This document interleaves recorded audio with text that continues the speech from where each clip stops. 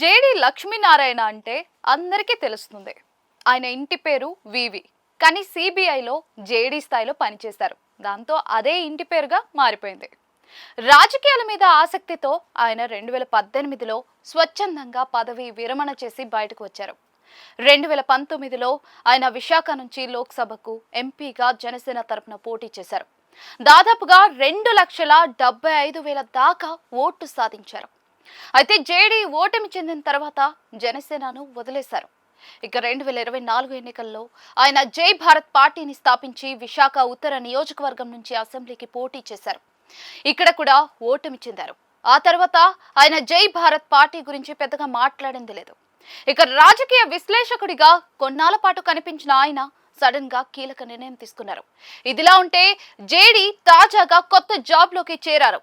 ఆయన Megha engineering company అనుబంధ సంస్థ అయిన ఈవీ ట్రాన్స్ ప్రైవేట్ లిమిటెడ్ లో వైస్ ప్రెసిడెంట్ గా బాధ్యతలు చేపట్టారని తెలుస్తోంది.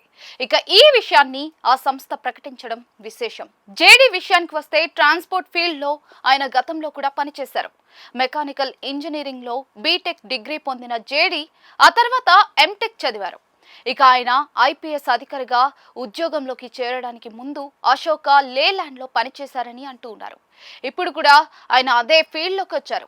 అలా ఆయన ఈవీ ట్రాన్స్ లో చేరారని చెప్తూ ఉన్నారు. జేడీ లక్ష్మీనారాయణ పేరు 2012 ప్రాంతంలో తెలుగు రాష్ట్రాల్లో ఒక్కసారిగా మారుమోగిపోయింది. ఆయన జగన్ అరెస్ట్ చేయడం, ఆయన కేసులను దర్యాప్తు చేయడంతో ఒక స్టార్ ఇమేజ్ ని సొంతం చేసుకున్నారు. అంతేకాదు అత్యున్నత స్థాయి కేసులను టేకప్ చేయడం ద్వారా జేడీ అగ్రశ్రేణి ఆఫీసర్ గా కూడా ఉంటూ వచ్చారు. ఇక ఆయన మహారాష్ట్ర క్యాడర్ కి చెందిన ఐపీఎస్ అధికారి. అంతేకాదు ఆయన అడిషనల్ డైరెక్టర్ ఆఫ్ జనరల్ గా ఉంటూ స్వచ్ఛంద పదవి విరమణ చేశారు. ఇక చూస్తే జేడీ ఒక భారీ సంస్థలో చేరడం ద్వారా సరికొత్త జీవితానికి తెర తీశారా అన్న చర్చ నడుస్తోంది. ఆయన చేరిన EV trans private limited Megha engineering and infrastructures limited కి ఒక అనుబంధ సంస్థగా ఉంది. ఇది ప్రాముఖ్యత కలిగిన సంస్థ. అందులో వైస్ ప్రెసిడెంట్ గా ఉన్నత హోదాలోకి జేడీ వెళ్లారని చెప్పాల్సిందే. జేడీకి ఈ ఫీల్డ్ లో అపారమైన అనుభవం ఉంది.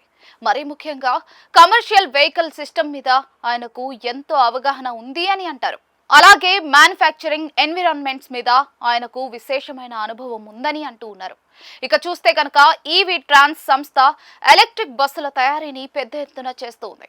ఈ నేపథ్యంలో ఆ సంస్థకు జేడీ వంటి సీనియర్ అనుభవం కలిగిన వారి అండ దొరికింది అని అంటూ ఉన్నారు.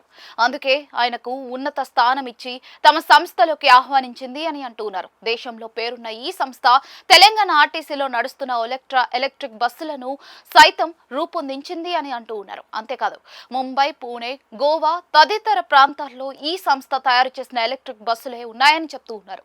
ఈ రోజున ఈవీ ట్రాన్స్ సంస్థ దేశంలోనే అతిపెద్ద ఎలక్ట్రిక్ బస్ ఆపరేటర్ గా ఉందని, అందులో జేడీ చేరడం కీలకమైన అంశమని చెప్తూ ఉన్నారు. ఇదిలా ఉంటే జేడీ కీలక బాధ్యతల్లోకి వెళ్లారు. దాంతో ఆయన రాజకీయాల గురించి మళ్ళీ ఆలోచిస్తారా అన్న చర్చ నడుస్తుంది. నిజానికి చూస్తే నిజాయితీ పరుడిగా జేడీకి ఎంతో పేరుంది. అలాగే యువతకు ఒక స్ఫూర్తిగా ఆయన ఉన్నారు. కానీ వర్తమాన రాజకీయాల్లో జేడీ లాంటి వారు ఎమడలేకపోతూ ఉన్నారు. దాంతోనే ఆయన ఈ దిశగా తన ఆలోచనలు మార్చుకున్నారా అన్న చర్చ నడుస్తోంది. చూడాలి మరి 2029 ఎన్నికల నాటికి ఆయన రాజకీయ తెర మీద కనిపిస్తారో లేదో అన్నది.